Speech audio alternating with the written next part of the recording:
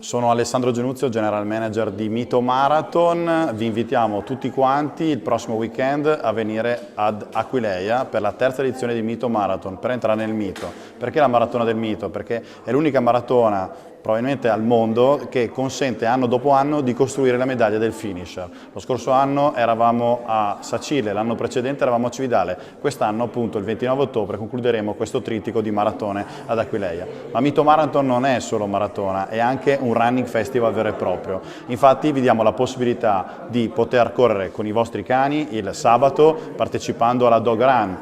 Poi ci sarà la possibilità per gli amanti del Nordic Walking al mattino, sempre di sabato, di poter partecipare ovviamente in un percorso che porta fino alle foci del Natissa, e la domenica sarà la giornata clou dove insieme alla maratona ci sarà la Team Marathon dove raccoglieremo dei finanziamenti per la ASLA di Pordenone, successivamente la 20K emblematica partenza da Grado, arrivo ad Aquileia e poi una 10 km da Aquileia a Fiumicello e ritorno indietro, molto bella. Iscrizioni aperte sul sito mitomarathon.it online fino al 26, dopodiché potete venire in loco direttamente presso il Mito Expo Village in piazza Fratelli Cervi ad Aquileia. Vi aspettiamo per entrare nel mito. Ciao!